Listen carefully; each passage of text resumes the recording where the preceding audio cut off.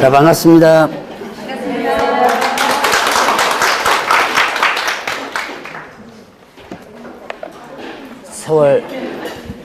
세월 참 빠르죠?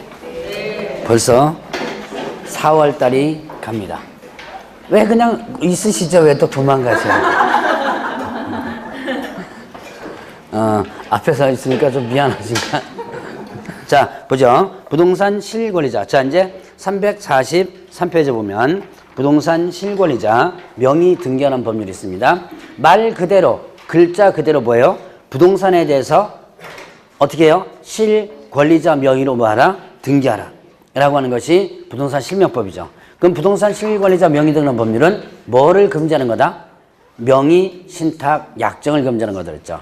자, 그래서 명의 신탁 약정을 금지하고, 자, 누구든지 등기에 대해서는 실권리자 명의로 뭐하라? 등기하라. 라고 하는 부분이에요. 그럼 명의 신탁 약정이 뭐죠? 여러분들 이제 민법에서 조금씩 한번 들어봤죠? 명의 신탁 약정이란 뭐다? 실권리는 본인이 보유하기로 하고, 그 다음에 등기는 어떻게 돼요? 예, 타인 명의로 하는 거. 이거 왜 해요? 이렇게? 예, 세금 포탈. 예, 세금을 일단은 포탈하기 위해서 또 하나의 강제 집행 면탈. 강제 집행 면탈, 강제 집행, 경매를 피하는 거죠. 자, 이렇게 하기 위해서 명의신탁을 해놓는 거죠. 자, 그러면 이제 명의신탁. 명의신탁 하면 그 명의신탁 약정은 어떻게 된다? 약정 무효가 되죠. 이로 인한 물권 변동, 등기도 뭐가 된다? 무효가 된다. 약정 무효가 되고 등기도 무효가 된다. 라고 볼 수가 있습니다. 자, 그러면 이제 여기서 보면 이제 신탁자와 수탁자를 한번 구분해 봅니다. 자, 이제 명의신탁 부분에서 보면, 명의신탁에서 보면, 일단은 신탁자와, 그 다음에 뭐가 있다? 수탁자가 있다 그랬죠? 자, 이따 보면, 신탁자는 누구예요? 신탁자는 실권리자. 자, 실권리자가 신탁자고, 수탁자는 뭐다? 이거는 등기부상 명의자를 수탁자라고 그랬죠. 자, 그러면 이때 이 두 사람, 나중에 이제 두 사람 구분하는 거가 상당히 중요합니다. 자, 그러면 일단 명의신탁에, 자, 명의신탁에 해당되지 않는 게 있습니다. 자, 명의신탁 약정 자체가 아닌 거. 양도담보, 자, 양도담보와 그 다음에 또 가등기담보. 양도담보, 가등기담보. 이게 뭐예요? 가등기, 담보. 담보 목적으로 하는 거다. 담보 목적으로 양도, 소유권을 이전시켜 놓는 거죠. 자, 담보 목적으로 소유권 이전시켜 놓는 거예요. 담보 목적으로 뭐 한 거예요? 가등기를 해 놓는 거죠. 이거는 명의신탁에 해당되지 않는다. 이거는 목적이 뚜렷하죠. 어떤 목적이에요? 어떤 목적이죠? 담보 목적이죠. 목적이 뚜렷하잖아요. 그러니까 이거는 다른 사람한테 넘겨놔도, 자, 이거는 뭐가 된다. 이게 왜 명의신탁과 연결되느냐? 자, 양도담보라는 것은 담보 목적으로 넘겨놨다가 그 담보를 갖다가 풀면 어떻게 돼요? 도로 원위치 되는 거죠? 그러니까 명의를 다른 사람한테 넘겨놓는 형태가 되는 거예요. 그러니까 어떻게 한다? 이게 명의신탁과 연결이 되는데, 명의신탁의 약정에는 해당되지 않는다. 목적이 뚜렷하기 때문에. 자, 그 다음에 또 구분소유적 공유등기 있습니다. 자, 구분소유를 하면서 등기는 어떻게 된다? 공유로 등기하는 거예요. 공유 등기가 있습니다. 이거는 일단 등기는 공동명의로 하되 소유는 구분해서 소유하는 거예요. 자, 여러분들 이제 중개를 해주다 보면 이런 주택이 종종 보일 겁니다. 자, 여기에 이 토지를, 땅을, 이건 뭐 1필지가 돼도 되고 2필지가 돼도 됩니다. 이 땅을 A와 B가 공동명의로 등기해 놓은 거예요. 등기는 공동명의로 해놓고, 그 다음에 이렇게 갈라져 가지고, 요거는 어떻게 된다? 요거는 누가? A가. 그 다음에 요거는 뭐다? 누가 한다? B가 집 짓고 사는 거예요. 그럼 분명히 요 담장까지 다 쳤습니다. 따로 합쳐가지고 하는 게 아니라 담장까지 딱 쳐가지고 구분해서 소유를 해요. 근데 등기는 어떻게 된다? 등기는 공동명의로, 토지 등기는 공동명의로 하는 거예요. 자, 이게 바로 구분소유적 공유등기입니다. 그 이걸 일명 뭐라 그러냐면 서로 명의신탁했다 그래가지고 상호 명의신탁을 해요. 자, A는 요거만 등기하면 될 것 같다. 여기까지 등기했죠. 이걸 명의신탁한 거고, B는 요렇게만 등기하면 될 것 같다. 여기까지 등기했죠. 이걸 명의신탁한 거예요. 그러니까 서로 명의신탁했다 그래서 이걸 뭐라 한다? 상호 명의신탁. 그러나 이거는 서로 보이죠? 등기한 부분이 서로 보이기 때문에 이거는 명의신탁 약정에 해당되지 않는다. 그래서 이거는 구분소유적 공유등기는 일명 뭐라 그런다 그랬죠? 상호 명의신탁이라고 합니다. 자, 이거는 이제 명의신탁 약정에 해당되지 않는다. 그 다음에 또 이제 신탁재산 있죠? 신탁재산들. 자, 이거는 부동산 신탁회사에 하는 거 있죠? 신탁법에 의해서 신탁하는 거예요. 뭐 국민 뭐 투자 신탁 뭐 이런 데 있거든요. 자, 부동산 투자 신탁 이런 데다가 신탁해 놓는 거. 이건 합법적인 신탁이기 때문에 이거는 명의신탁에 해당되지 않는다. 자, 그럼 이 세 가지는 명의신탁에 해당되지 않는데, 자, 그럼 이제 명의신탁에 해당되는 게 있습니다. 명의신탁 자체에 해당되는 거. 자, 일단은 부부간의 재산, 그 다음에 또 종중재산, 그리고 또 뭐가 있냐면 종교재산 이런 겁니다.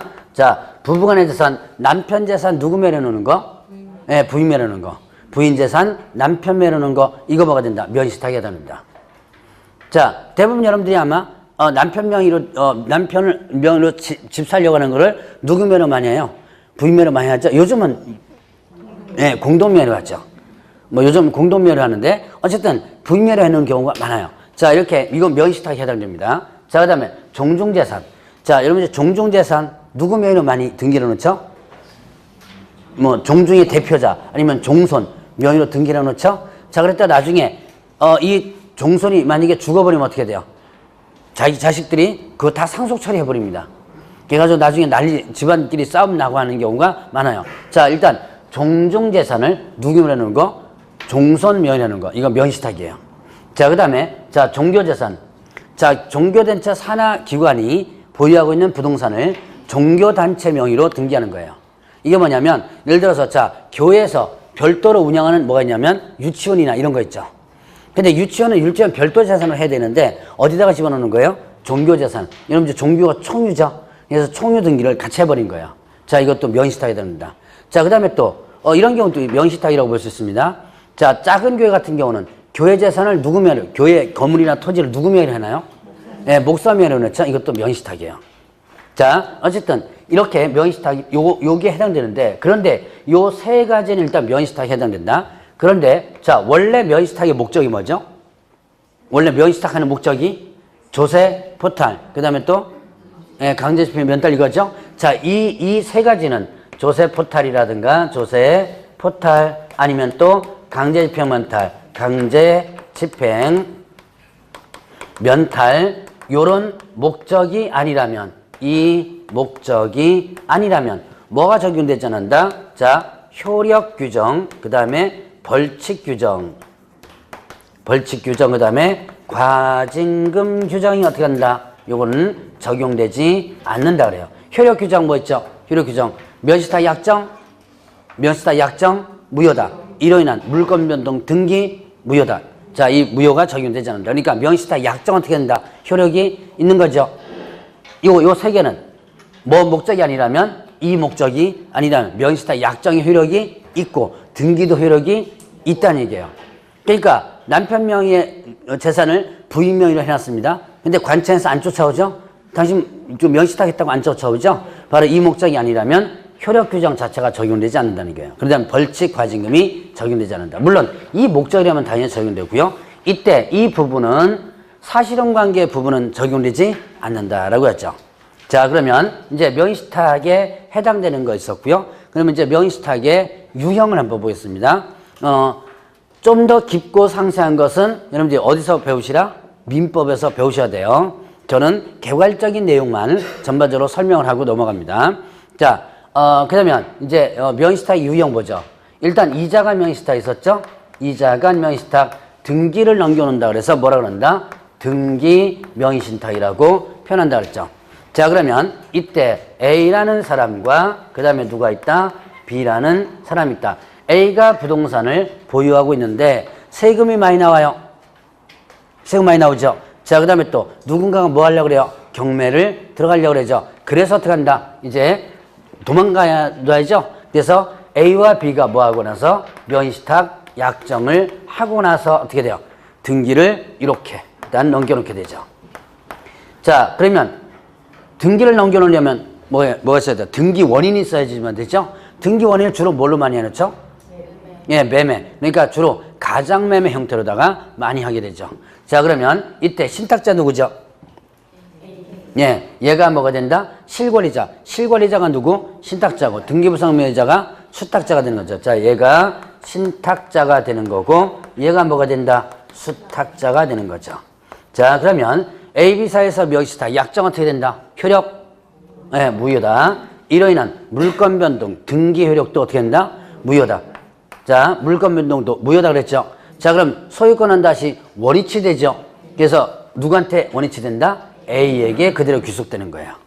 자, 그러면 이제 이때 안쪽에서 대내적이라고 합니다. 자기네들끼리 봤을 때는 실제 소유자 누구예요? A죠. 근데 자, 바깥쪽에서 봤을 때 이걸 대외적이라고 그러죠. 바깥쪽에서 봤을 때는 실제 소유자가 누구예요? 예, B로 보이죠. 그러니까 얘가 나쁜 맘 먹으면 어떻게 돼요? 다른데 팔아버릴 수가 있겠죠. 그래서 C한테 팔아먹어버립니다. 자, 그러면 C가 뭐가 됩니다? 제3자가 된다. 이때 제3자에게 자, 선이 그 다음에 악이 불문하고 대항할 수 없다 그랬죠. 그럼 얘는 어떻게 돼요? 소유권 예, 취득하게 되는 거예요. 소유권을 얘는 취득한다. 자, 그러면 이때 소유권을 취득하지 못하는 예외가 있긴 있어요. 어떤 경우에? 적극 가담했을 때. 적극 가담했을 때는 소유권을 이제 무효가 된다 그랬죠. 자, 그러면 이때 대항할 수 없다는 뜻은 또 다른 표현을 한다면 신탁자가 제3자에게 약정무효 등기무효를 주장할 수 없다라는 부분이죠. 자, 그러면 이때 수탁자는 자, 이때는 무슨 죄가 성립된다? 무슨 죄가? 횡령죄가. 자, 여기는 횡령죄가 성립이 된다라고 했죠. 자, 제가 횡령죄를 1월 달에 강의할 때 한번 잠깐 설명을 드렸을 거예요. 횡령죄와 절도죄가 공통점은 남의 것을 갖고 오는 게 공통점이에요. 자, 차이점이에요. 절도죄하고 횡령죄 차이점. 일단, 예, 절도죄는 남이 가지고 있는 것을 내 걸로, 그 소위 말하는 뺏으면 이건 강도가 됩니다. 그러니까 남의 것을 훔쳐오는 거죠. 훔쳐오는 것을 절도죄라는데 횡령죄는 뭐라 했어요? 남의 건데 누가 갖고 있어요? 예, 본인이 갖고 있는 거죠. 남의 건데 본인이 갖고 있는 겁니다. 근데 그걸 내 걸로 만들면 뭐가 된다? 횡령죄가 된다 했죠. 자, 그래서 횡령죄에 대한 기본 개념을 여러분들 이해를 하셔야지만 됩니다. 여기서 이해하려면. 자, 그러니까 주로 횡령죄가 어디서 많이 나온다 그랬어요? 격리 직원들에서 많이 나온다 그랬죠. 자, 격리 직원들이 회사 돈을 내가 갖고 있죠. 내가 관리하고 있죠. 그런데 그걸 빼먹는 경우가 있죠. 자, 그래서 횡령죄가 거기서 많이 나온다. 그래서 자, 여기서 보면 자, 내가 맡겨뒀죠. 야, 좀 너 가지고 있어. 얘한테 맡겨뒀는데 얘가 팔아먹었다면 이게 횡령죄가 되는 거예요. 자, 그러면 이제 3자가 면시탁 보죠. 중간생략형 면시탁이 있습니다. 자, A하고 그 다음에 또 B가 있고요. 그 다음에 C가 있습니다. A는 매도자고요. 매도인, B는 뭐가 된다? 매수인이 됩니다. A와 B 사이에서 뭐가 체결되냐면 매매 계약이 체결돼요. 자, 이제 이 면시탁은 제가 매매로다가 많이 하지만 소유권 이전뿐만 아니라 물건을 갖다가 다른 사람 명의로 등기하는 것도, 그러니까 소유권뿐만 아니라 뭐까지도 면시탁과 관련되냐면 물건도 면시탁이 됩니다. 그러니까 물건을 다른 사람 명의로다가 등기한다면 그 다음에 거기엔 또 가등기까지도 포함된다 그래요. 가등기는 주로 뭐냐면 소유권 보전 가등기 있죠? 자, 이 보전 가등기를 얘기합니다. 자, 그러면 일단 주로 이제 제가 많이 매매를 갖고 얘기하니까 자, 매매 계약이 체결돼요. 자, 그러면 이제 얘가 사긴 사는데 얘 명의로 사면 명의로 등기하는 순간에 자, 원래 이제 이렇게 등기가 들어가야죠? 근데 등기하는 순간에 세금만이 나와요. 등기하는 순간에 누군가가 뭐예요? 일단 경매가 들어오려고 합니다. 그러니까 사긴 사는데 내 명의로 사면 안 되겠죠? 그래서 B는 C한테 부탁을 하죠. 야, 내 거 좀 등기 좀 해줘. 라고 부탁해서 B와 C 사이에서 면시탁 약정을 맺고 나서 그 다음에 B는 다시 A에게 부탁하죠. 사긴 내가 사는데 등기는 다른 사람에게 해줘. 그러면서 부탁합니다. 그러면 A는 B의 부탁을 받고 등기를 누구한테 넘겨주는 거예요? 네, C에게 이렇게 넘겨주게 되죠. 그럼 이렇게 넘겨주면 이렇게 등기가 되게 됩니다. 이게 얘가 중간에서 뭐 한다? 생략되었다. 그래서 중간생략형 면시탁인 거예요. 자, 여러분들 중간생략 등기 들어보셨죠? 여기서 처음 공부하시는 분들이 중간생략 등기와 중간생략형 면시탁을 헷갈리는 분들이 있더라고요. 중간생략 등기는 소유권이 완전히 얘 넘어가는 거예요. 자, 내 A와 AB 사이에서 계약 체결한 뒤에 그 다음에 어떻게 하는 거예요? 다시 B가 C한테 완전히 소유권 넘겨버리는 거예요. 그리고 등기는 A가 누구한테? C한테 하는 거죠. 근데 중간생략형 명의신탁은 뭐예요? 외형상으로 보면 뭐든 중간사 등기 같지만 소유권은 실질적 권리는 누가 가지고 있는 거예요? B가 그대로 가지고 있는 겁니다. 이게 중간생략형 명의신탁과 중간생략 등기의 차이점인 거예요. 자, 중간생략 등 완전히 넘겨주는 거죠. 자, 그래서 이렇게 하면 자, 일단 신탁자, 수탁자. 신탁자가 누구죠? 실권리자 누구예요? 실권리자.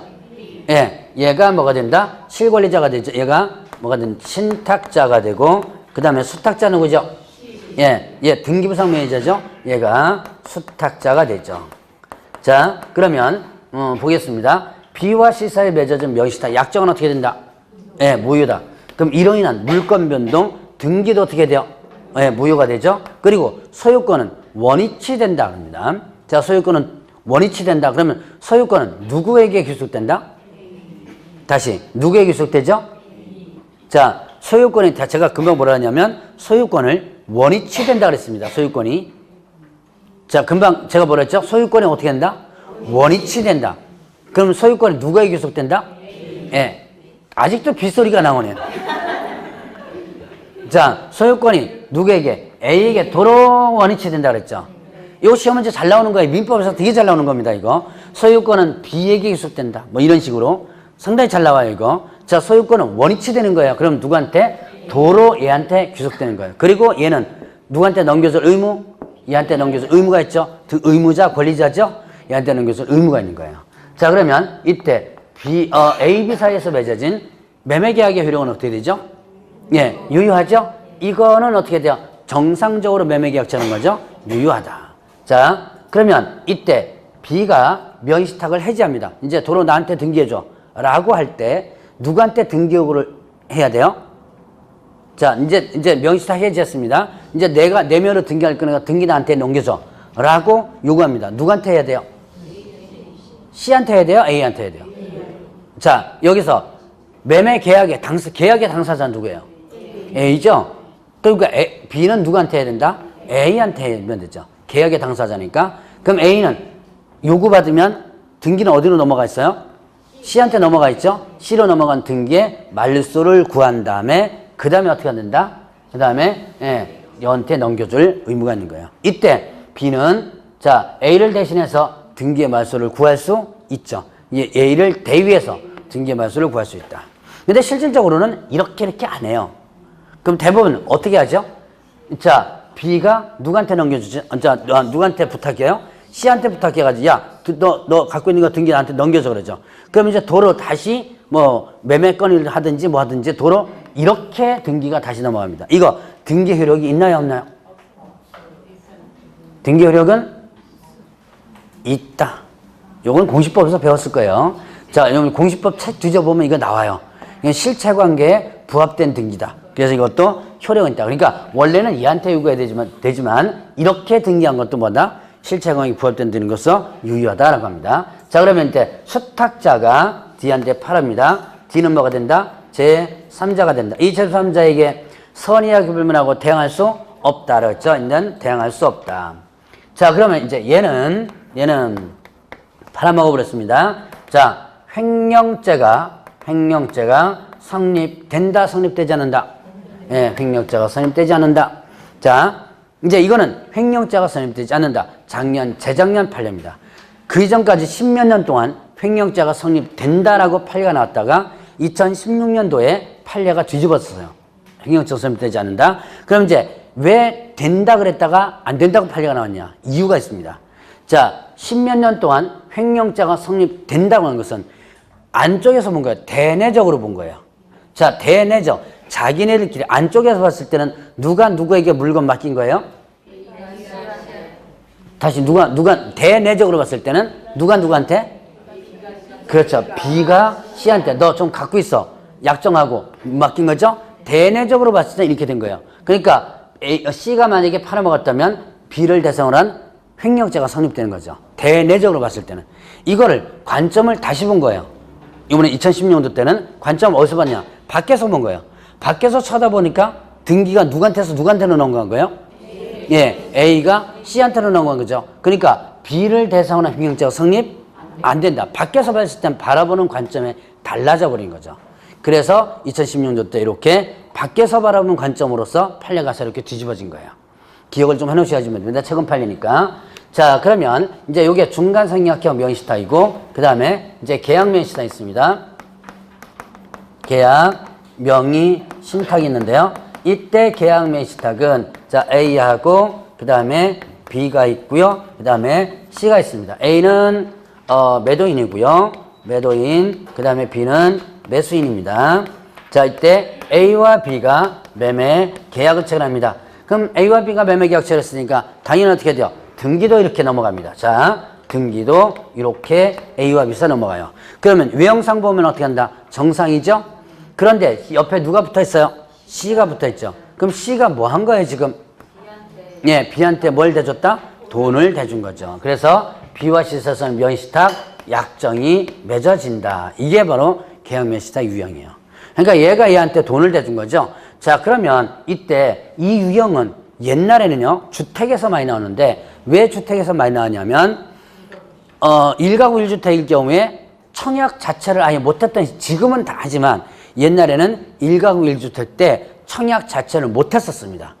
주택을 청약 신청을 아예 못한 그런 부분에서 이제 나 아파트를 하나 더 사야 되는데 청약을 하고 싶어요. 근데 나는 못하죠. 그러니까 할 수 있는 사람에게 돈을 대줘가지고 사게 만들어 놓고 보유하도록 만들어 놓은 거예요. 자, 근데 요즘은 이제 주택보다는 주로 어디서 많이 나온다 그랬죠? 농지에서 많이 나온다 그랬죠. 이거는 이제 계약 명의신탁은 요즘은 농지에서 많이 나와요. 왜 농지에서 많이 나오죠?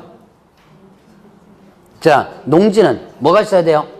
예, 농지, 취득, 자격증명 있어야지만 되죠? 농취증을 발급받지 못한다면 취득 못하죠? 그러니까 어떻게 한다? 서울 사람들이 저쪽에 가서 농지를 갖다 취득하려고 하는데 농취증 발급 못 받아요. 그러니까 현지에서 농사 짓는 사람한테 돈 대줘가지고 너 일단 사놔라 이런 거죠.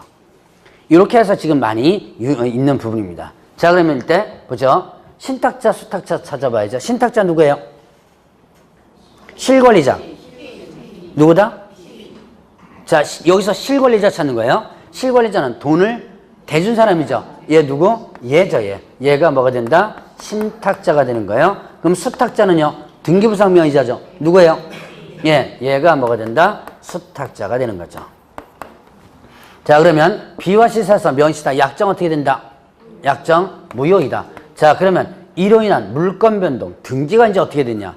등기는 자, 매도인이 선이냐 악이냐에 따라서 달라진다 그랬죠. 매도인이 선이라면 등기가 어떻게 되고요? 등기가 유효하고, 그 다음 매도인이 악이라면 등기가 어떻게 된다? 무효가 된다 그랬죠. 자, 그럼 이건 뭐냐? 자, 이 실명법에 있는 내용입니다. 명의수탁자가 일방 당사자 되고 타방 당사자. 이때 타방 당사자는 계약의 당사자입니다. 누구예요? A죠. A가 명의신탁 약정 사실을 모르는 경우, 즉 B와 C에 있어서 명의신탁 약정 사실을 모르는 경우에는 자, 그러하지 아니하다, 즉 등기가 유효하다는 얘기예요. 지금 이렇게 왜 등기를 유효로 만들어놨다? 이유. 누구를 보호하기 위해서? A를 보호하기 위해서. 모르면서 팔았는데 갑자기 등기 무효되고 돈 토해내야죠. 등기 무효가 되면. 그러면 얘가 손해가 나죠. 그래서 얘를 보호하기 위해서 이렇게 해놨습니다. 그런데 만약에 얘가 B와 C에 있어서 명의신탁 약정 사실을 알면서 팔았어요. 그럼 얘를 굳이 보호할 필요가 없죠. 그래서 악일 때 무효가 되는 거예요. 그러면 계약의 효력은 어떻게 될까요? 매매계약 효력. 계약 효력은 네, 선의일 때는 등기가 유효하죠. 그럼 계약의 효력도 유효하고요. 악일 때는 무효가 되는 거예요. 요거에 따라서 달라집니다. 그럼 만약에 악일 때는 매매계약 자체도 무효가 되고 얘는 매수인의 지위에서 상실하게 됩니다. 자, 이런 관계가 나오는 거예요. 자, 그러면 이때 수탁자 B가 악의적으로 D한테 팔았습니다. D는 뭐가 된다? 제3자가 된다. 이 제3자에게 마찬가지로 대항할 수 없다. 그리고 얘는 횡령자가 성립된다, 안 된다? 예, 횡령자가 성립되지 않는다. 왜 횡령자가 성립되지 않는다? 이때는 대내적, 대외적인 거를 따지는 게 아니라 뭐를 줬느냐를 따지는 거예요. 자, C가 B한테 뭘 줬죠? 돈을 준 거죠. 자, 물건을 맡긴 자체가 아니죠. 자, 돈을 준 거예요. 그러니까 돈을 줘놓고 너 돈 보관하고 있어 라고 했는데 먹었다면 이거 횡령죄예요. 근데 물건 사기한 거죠. 그렇기 때문에 이건 횡령죄의 주체가 되지 못한다. 그래서 이건 애초부터 계속 횡령죄가 아니다. 판례가 나오고 있습니다. 자, 대략 여기까지가 계약명시탁이에요. 그러면 여러분들 이제 여기서 계약명시탁과 중간상계형 명시탁의 차이점을 구분하는 거. 자, 누가 누구에게 자금 제공 소리가 나오면 뭐다? 예. 자금 제공 소리 나오면 계약명시탁이에요. 그 다음에 또 하나 방법이 있습니다. 자, 수탁자의 관계인데요. 자, 여기 보니까 중간상략형은 매수인이 누구예요? 신탁자죠. 이제 매수인과 수탁자, 신탁자의 관계입니다. 매수인이 신탁자예요. 중간상략형은 여기에서 매수인은 누구죠? 수탁자죠. 자, 그래서 이렇게 문제 나옵니다. 매수인이 수탁자인 관계에서 이렇게 되면 어떻게 돼요? 매수인이 수탁자인 관계에서 그러면 예, 계약명시탁이 되는 거죠. 그러니까 이걸 구분하면 문제 풀 때 아마 도움이 좀 많이 될 겁니다. 자, 여기까지 하면 이제 명시탁 유형 부분을 받고, 여러분들 거기 348페이지에 보면 위반시 벌칙 부분 한번 보죠. 자, 벌칙. 자, 5년 이하 징역 또는 2억 원의 벌금. 348페이지. 자, 5년 2억 뭐예요? 신탁자. 신탁자면 일단 기억해 놓으세요. 신탁자면 기억해 놓고요. 자, 그 다음에 또 3년 이하 징역 또는 1억 원의 벌금 뭐다? 수탁자. 이렇게 되죠. 자, 그 다음에 또 과징금 부과 대상. 자, 과징금 부과되거든요. 과징금 부과 대상에서 보면 일단은 명의신탁자가 과징금 부과 대상입니다. 양도담보 이거는 나중에 기회 쓸 때 한번 설명드리고요. 자, 거기에 하나를 일단 써놓으세요. 수탁자, 명의수탁자 X 이렇게 한번 써놓으시기 바랍니다. 명의수탁자 X. 저기 그 과징금 부과 대상 있죠? 그 옆에 공간이 있으니까 거기다 써놓으세요. 명의수탁자 X. 이게 무슨 뜻이래요? 과징금 부과 대상에 누구는 해당되지 않는다? 예, 수탁자는 해당되지 않는다. 그럼 뭐만 해당되는 거예요? 신탁자. 그럼 수탁자는 형벌은 되죠? 3년 1억. 형벌은 되죠? 그런데 뭐는요? 네, 과징금 부과 대상은 아니다. 자, 그러면 과징금 부과율은 100분의 30 범위 안에서 부과를 합니다. 100분의 30. 자, 시험 문제 나온 거예요. 100분의 30을 부과하는 게 아니라 100분의 30 범위 내에서 부과하고, 이제 이행강제금 부과해요. 이행강제금은 과징금 부과일로부터 몇 년 이내? 1년 이내 실명 등이 안 하면 100분의 10 이행강제금 1차 부과합니다. 그리고 1차 이행강제금 부과됐어요. 그런데도 어떻게 된다? 다시 1년 이내 실명 또 하나 있죠? 그럼 어떻게 된다? 100분의 20을 다시 부과합니다. 대략 이렇게 과징금. 자, 제가 먹은 과징금까지도 실제 시험 문제 나와요. 그러니까 이런 것까지 여러분들이 좀 기억을 해 놓으셔야지만 되고요. 자, 넘어갑니다. 351페이지에. 자, 경매, 공매. 이제 마지막으로 이제 오늘 배울 게 경매, 공매. 특히 경매 실무 쪽은요. 경매 쪽은 잘 공부하시면 민법에서도 나와요. 그러니까 실무에, 중개 실무에서는 뭐 한 문제 나오지만 경매 실무 쪽은 민법에서 나오기 때문에 잘 한번 공부를 한번 해보세요. 자, 경매는 여러분들 많이 아마 관심을 두고 있을 겁니다. 경매는 무슨 경우에 있었죠? 경매에 관련된 부분은 자, 강제 경매와 그 다음에 또 예, 임의 경매 이렇게 있었죠. 자, 강제 경매와 임의 경매로 나눠지게 됩니다. 그러면 이때 강제 경매는 뭐의 경매다? 이거는 집행권원에 의한 경매다라고 했습니다. 자, 근데 물어보죠. 이 경매는 왜 해요? 예, 채권을 회수할 목적으로 하는 거죠. 채권을 회수할 목적으로 법원에다가 신청합니다. 자, 법원에서 하는 거죠. 근거법은 민사집행법이라는 법이 있습니다. 민사집행법에 의해서 경매를 하는데, 자, 이때 강제경매는 집행권원에 의한 경매다. 이때 집행이란 강제집행입니다. 자, 집행권을 풀어서 쓰면 강제집행을 할 수 있는 권리가 있는 문서예요. 자, 다시 한번. 집행권을 풀어서 뭐라 한다? 강제집행을 할 수 있는 권리가 있는 문서. 자, 요게 강제집행에서 집행권은요. 그럼 집행권에 뭐가 있느냐? 집행권에 뭐가 있을까요? 확정된 이행 판결문. 판결문 있죠? 그 다음에 또 화해조서, 조정조서라든가 확정된 지급명령 이런 것들이 뭐가 된다? 집행권에 해당돼요. 그냥 집행권에 다 뭐 머릿속에 기억하면 하지 말고 판결문이 집행권이다라고 보시면 돼요. 자, 그러면 이거는 강제 경매는 예견되지 않은 경매라고 합니다. 판결문만 가지고 있으면 채무자의 재산을 추적한 다음에 그 채무자의 재산 어디든지 들어갈 수 있는 것이 강제 경매야. 그러면 임의 경매는 이거는 뭐라고 하냐면 담보권 실행을 위한 경매입니다. 위한 경매. 자, 담보권 실행을 위한 경매예요. 자, 담보권 실행을 경매로서 이거는 임의 경매는 주로 뭐인 경매? 저당권이라든가 뭐예요? 전세권 이런 거 있었죠? 자, 저당권이나 전세권의 경매가 뭐가 된다? 임의 경매에 해당된다. 자, 이거는 예견된 경매라고 그러죠. 여러분 저당권 설정했다가 돈 못 갚죠? 그럼 이 저당권에 의해서 바로 경매에 들어간다는 거 알고 있어요. 예견된 경매다. 그 다음에 또 이런 이 임의 경매는 일단 경매 조건이 있습니다. 자, 피담보 채권이 존재해줘야 되고요. 그 다음에 이행기가 도래돼야 되고 이행 지체가 있어야지만 된다. 그러니까 갚을 날짜가 왔는데 어떻게 돼요? 갚지 못할 때 경매가 들어가는 거죠. 자, 그러면 개념 정도만 일단 기억하고 넘어가시기 바랍니다. 자, 집행권에 의한 경매가 무슨 경매고요? 강제경매. 저당권의 경매가 무슨 경매? 임의 경매. 개념만 알고 넘어가면 됩니다. 자, 그럼 이제 공매 부분 보죠. 자, 공매도 개념만 알고 넘어가면 될 텐데, 자, 공매는 압류부동산 공매가 있고요. 자, 그 다음에 또 비업무용 부동산 공매가 있습니다.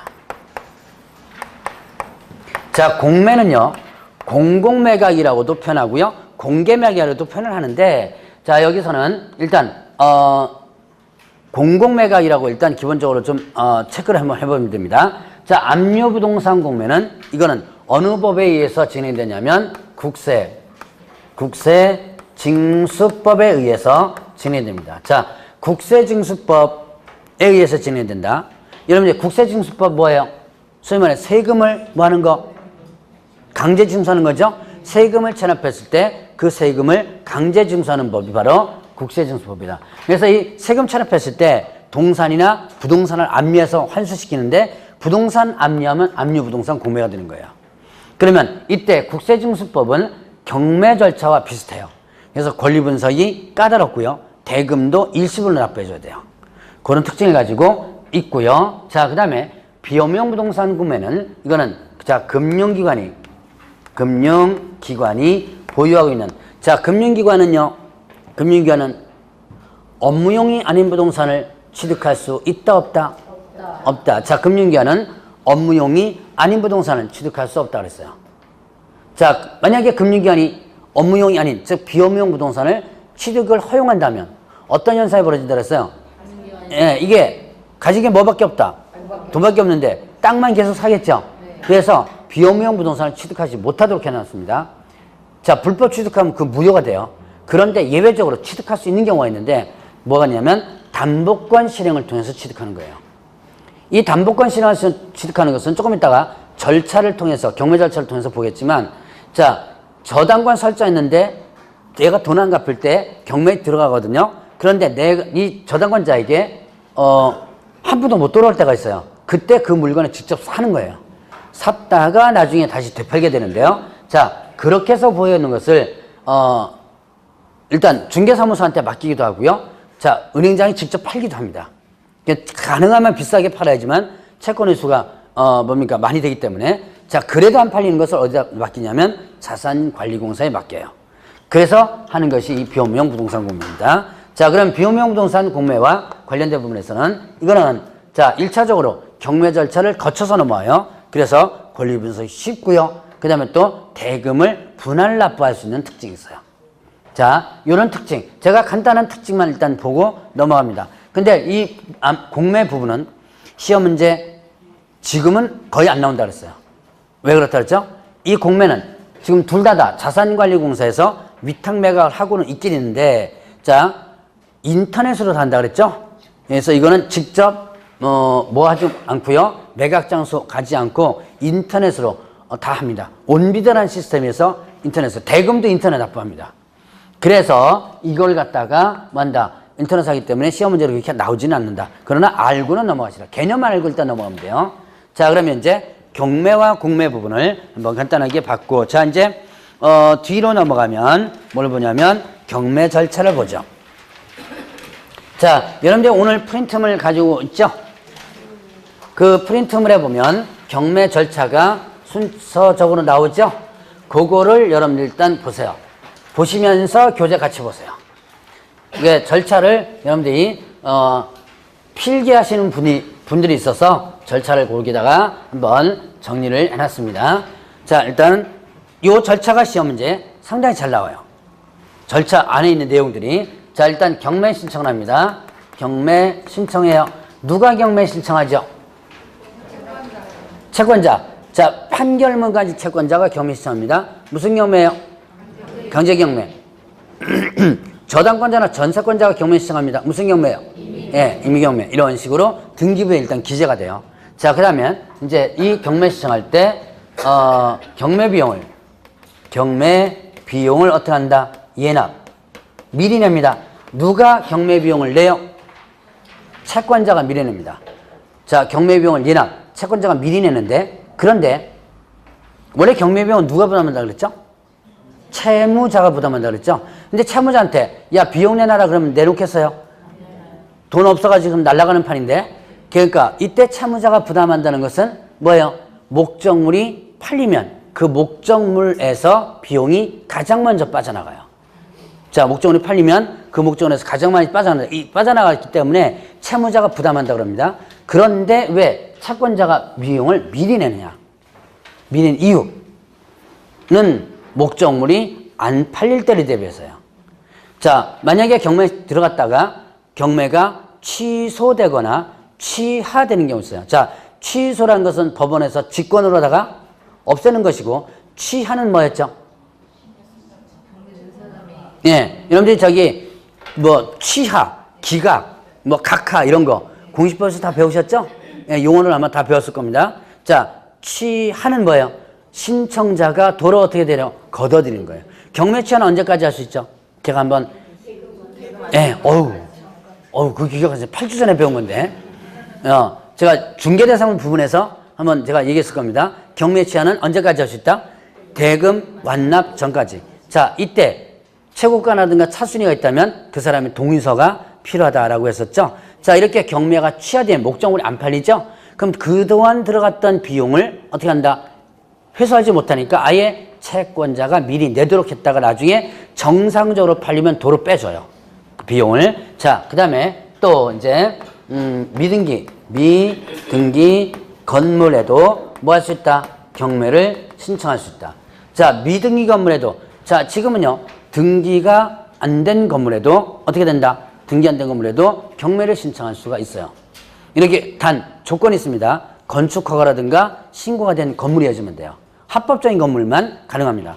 그러면 미등기 건물 같은 경우는 경매가 들어오면요 법원에서 보존 등기를 촉탁합니다. 촉탁하면서 경매 등기가 같이 올라가요. 자, 그리고 나면 경매 신청했습니다. 그러면 어떻게 된다? 이제 경매 개시 결정을 하게 돼요. 자, 경매 개시 결정을 합니다. 그리고 이때 형식적 심리로서 하게 되고요. 서류만 갖고 갑니다. 그리고 채무자에게 뭐 한다? 채무자에게 송달을 하게 돼요. 당신 물건 어떻게 됐다? 경매 들어갔다는 거 알려줘야면 되겠죠? 자, 그 다음에 이제 또 결정했으니까 등기해줘야죠. 경매 개시 결정에도 한번 한다? 등기를 하게 되는 거예요. 자, 이때 송달된 시점이나 등기된 시점 요 둘 중에 빠른 시점에서 뭐 한다? 압류의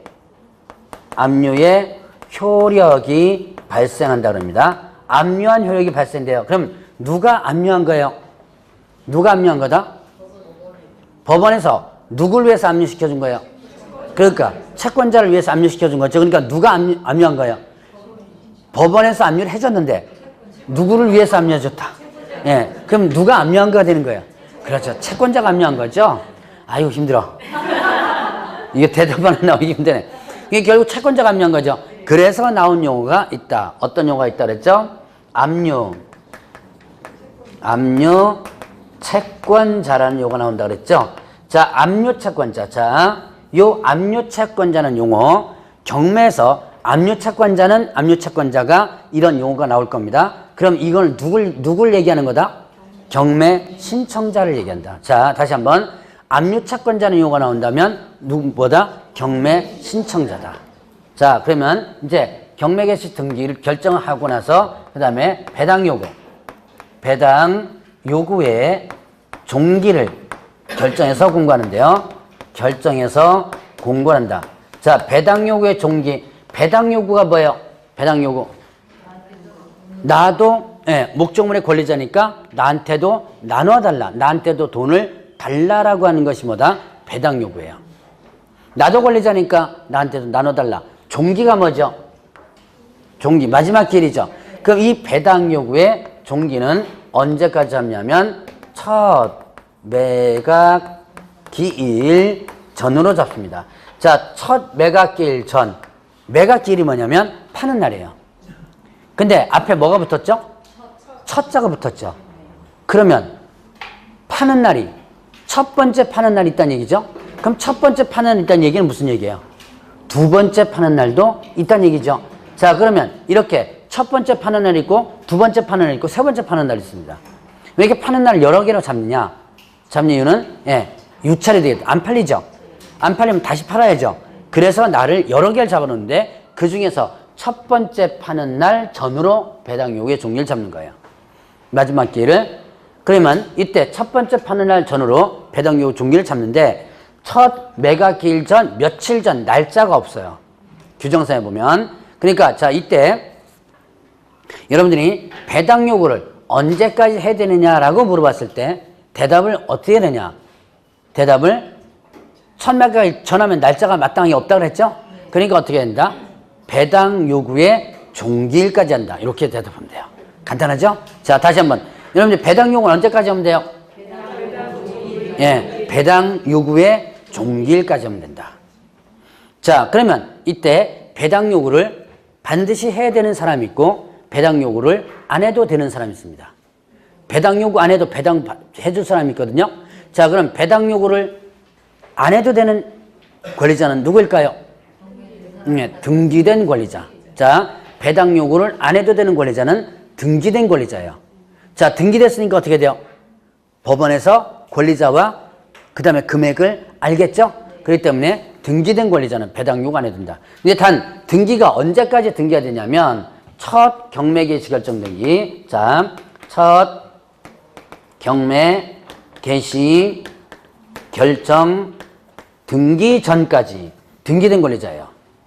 자, 여기도 뭐가 나왔죠? 지금 첫자가 나왔죠. 첫자가 나왔다는 얘기는 여러 개가 있다는 얘기죠. 자, 만약에 하나만 있으면 굳이 첫자를 할 필요가 없죠. 자, 첫자가 나왔다는 거는 경매 개시 결정기가 여러 개의 경매 결정기가 있다는 얘기예요. 자, 여기에 지금 목적물에 A라는 사람이 경매를 신청해서 A의 경매 등기가 올라와 있어요. 올라와 있는데 이때 자, B가 이 목적물을 자, A 경매가 이미 들어와 있죠. 들어와 있는데 B가 경매를 신청할 수 있다 없다? 경매 신청할 수 있습니다. 자, 경매 신청할 수 있어요. C가 어떻게 돼요? 또 경매 신청할 수 있어요. D도 있고 E도 있고 다 받아줍니다. 경매 신청하면 요건만 갖추면 다 받아줘요. 그래 놓고 나서 진행은 뭐 갖고 하느냐면 맨 앞에 거가 진행합니다. 왜 이렇게 다 받아주느냐? 받아준 이유. A가 경매가 취하되거나 취소될 수 있기 때문에 그래요. 만약에 A의 경매가 취하나 취소가 된다면 어떻게 된다? 이때는 다시 뭐예요? B를 넘어가서 B를 대상으로 한 절차로다가 넘어가죠. 그러니까 이렇게 여러 개의 경매가 들어올 수 있다. 자, 이때 첫자가 들어가는 거예요. 그러니까 자, 다시 한번 이제 경매가 들어갑니다. 자, 일단은 배당 들어가는데 첫 경매 개시 결정 등기 전까지 등기된 권리자는 뭐 안 해도 된다? 배당 요구 안 해도 된다. 왜? 법원에서 알고 있으니까. 그런데 자, 등기되지 않은 권리자는 어떻게 하는데? 배당 요구 해야 된다. 자, 그러면 보죠. 확정일자 임차인 배당 요구 해야 돼요? 안 해도 돼요? 왜 해야 되죠? 네, 등기 안 됐으니까. 자, 그 다음에 소액 보증금 우선 변제, 최우선 변제죠? 배당 요구 해야 돼? 안 해도 돼요? 해야 된다. 왜 해야 되죠? 네, 등기 안 됐으니까.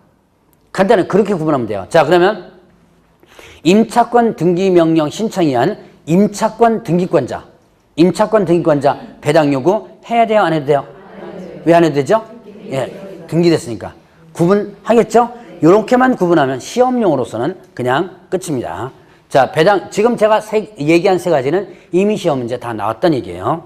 자, 그러면 이제 배당료 종기를 결정해서 공고가 난 다음에 그 다음에 뭐 한다? 이제 매각 준비 들어갑니다. 매각 준비 들어가서 자, 현황 조사하고요. 현황 조사합니다. 그 다음에 또 감정 평가를 해요. 감정 평가를 하는데 이때 현황 조사 감정 평가한 다음에 뭘 만든다? 자, 매각 물건 명세서. 자, 매각 물건 명세서 있고요. 그 다음에 현황 조사 보고서, 현황 조사 보고서 있고 현황 조사서라고도 표현하기도 합니다. 그 다음에 감정 평가서 있는데요. 감정 평가서를 이거를 만들어서 민사과에 매각일 7일 전까지 비치한다 그럽니다. 왜 민사까지 비치한다? 일반인들이 뭐 할 수 있도록? 열람할 수 있도록 민사과에 비춰놓는 거예요. 자, 근데 요즘은 굳이 민사과까지 갈 필요가 없죠. 어디서 다 확인할 수 있어요? 네, 인터넷으로 확인할 수 있죠. 그래서 옛날에는요, 여러분들 경매, 옛날에 관심 있으신 분, 기억하시는 분 있는데, 경매정보지라는 게 많이 있었어요. 그래서 법원에서, 이렇게 열람하는 것을 갖다가 카피해와가지고, 그 다음에 그걸 이렇게 만들어요. 그래서 책자로 만들어가지고 팔고 그랬는데, 요즘은 경매정보지 많이 안 팔립니다. 왜냐하면 다 뭘로다가 확인하니까, 예, 인터넷에서 다 확인하니까. 자, 그리고 나서, 현황조사 감정평가를 한 다음에 뭘 만든다? 최저 매각 가격을 만듭니다. 자, 최저 매각 가격을 만든 뒤에, 자, 이제, 이거는 주로 이제, 감정평가 가격 갖고 하게 되는데, 여기서 이제 중요한 하나의, 내용이 하나 나와요. 뭐, 시험 문제 안 나와도 좋으니까 여러분들 알아놓고 넘어가세요. 혹시나 경매를 신청할, 상황이 생긴다면, 이거 꼭 알아놓고 넘어가야 돼요. 여러분들 살다 보면, 경매를, 내가 돈을 못 받아가지고, 경매를 어떻게 돼요? 예, 경매를 신청해야 될 상황이 생기죠? 그때 조심해야 될 부분입니다. 최저 매각 가격을 가지고 압류 채권자에게 돌아갈 돈이 있는지 없는지를 판단합니다. 가상배당을 해보는 거예요. 최저가를 산정해놓고 난 다음에 최저가를 기준으로 해서 압류 채권자에게까지 돌아갈 돈이 있는지 없는지를 판단해서 만약에 압류 채권자에게 돌아갈 돈이 없다면 어떻게 한다? 원칙적으로 경매를 어떻게 한다? 취소한다. 왜 경매를 취소시켜요? 경매에 대한 의미가 뭐예요? 경매에 대한 의미가 실질적으로 채권자에게 채권을 회수할 목적이죠. 그런데 강제 법원의 힘을 빌어서도 채권을 회수하지 못한다면 굳이 경매라는 절차를 거칠 필요가 없죠. 그래서 경매를 취소시키는 거예요. 자, 만약에 여러분들이 저 사람한테 돈 받을 게 있는데 돈 안 준다. 경매를 신청했어요. 근데 나한테 돌아올 돈이 하나도 없다. 라고 한다면 경매가 취소돼요. 뭐가 날라가요? 채권이 그대로 도망가지 않습니다. 나중에 다시 받을 수 있어요. 근데 뭐가 날라가죠? 비용이 날라가죠. 그래서 졸지에 돈도 못 받고 비용만 날리는 그런 현상이 벌어지게 됩니다. 그렇기 때문에 이걸 좀 잘 보셔야 돼요. 자, 그러면 이제 압류 채권자의 돌아올 돈이 없을 때 원칙적으로 경매를 취소시키지만, 자, 예외 압류 채권자에게 당신한테 돌아갈 돈이 없다라고 통지를 하고요. 통지받은 날로부터 7일 이내에 압류 채권자가 남을 만한 가격을 정하여 그 가격에 팔리지 않는다면 내가 직접 사겠다라는 약속을 하고 보증금을 제공한다면 경매가 진행돼요. 예를 들어서 최저가가 100만 원입니다. 자, 이 최저가 100만 원 가지고 얘한테 가상배당을 보니까 남은 돈이 없어요. 이제 통지하죠. 이때 압류채권자가 얘기합니다. 그러면 100만 원 갖고는 내가 배당 못 받지만 만약에 120만 원에 팔린다면, 이렇게 팔릴 수 있죠? 120만 원 팔린다면 내가 뭐 한다? 요거 사이를 가지고 배당받아 나올 수 있다. 이 가격을 정해놓은 거예요. 그리고 또 하나 약속합니다. 만약에 120만 원대로 팔리지 않는다면 내가 직접 이 120만 원에 사겠다라는 약속을 하는 거예요. 사겠다는 약속을 하고 보증금을 제공합니다. 요 차익을 보증금으로 제공해요. 그리고 이제 진행합니다. 그런데 120 넘게 팔렸다면 다행히 얘는 배당받아 나오면 되죠. 그럼 120 밑으로 만약에 써낸 사람이 있을 때는 얘 배당 못 받잖아요. 그럴 때는 얘가 직접 이거를 사는 거예요. 이게 채권자 매수 신청 제도라는 건데 일반인들이 이거 할 수 없죠. 거의 포기해요. 네가 사라 그러면 못 사죠. 주로 누가 많이 산다? 예, 은행, 금융기관에서. 금융기관에서 이렇게 사가지고 이걸 조금 더 비싸게 팔므로써 채권 손실을 1억의 채권 손실을 예를 들어서 5천만 원 세이브 시킬 수도 있죠. 채권 손실을 최소화하기 위해서 이렇게 사놓는 이 부동산을 아까 배웠습니다. 뭐라 그래요? 예, 맞아요. 비호명 부동산이에요. 비호명 부동산이 형성되는 과정이 이 과정입니다. 그러니까 경매 절차를 거쳐서 넘어갔다 그랬죠? 그러니까 어떻게 한다? 권리 분석이 쉽다는 얘기가 여기서 나오는 거예요. 자, 그래서 비호명 부동산이 형성되는 과정을 한번 봤습니다. 그리고 자, 일단은 하나는 일단 기억해야 돼요. 남을 만한 가격이 없을 때는 원칙적으로 뭐가 된다? 경매가 취소된다는 거. 일단 기억해 놓으시고 자, 이제 매각 준비 끝났습니다. 알려줘야죠. 매각기일, 매각기일과 그다음에 매각 결정 기일을 지정 공고 통지합니다. 공고하고 그 다음에 통지해요. 자, 그리고 나면 어떻게 된다? 이제 알려줬으니까 다른 사람들이 이런 물건이 있었네. 이제 살 준비하겠죠. 매수 신청 준비를 하고 나서 이제 현황 조사하고 물건도 열람하고 나서 매각기일에 돌아오는 거예요. 매각기일이 돈다. 매각기일은 무슨 날이랬죠? 매각기일은 무슨 날? 파는 날이죠. 파는 날. 자, 파는 날은 좀 쉬었다 하시죠.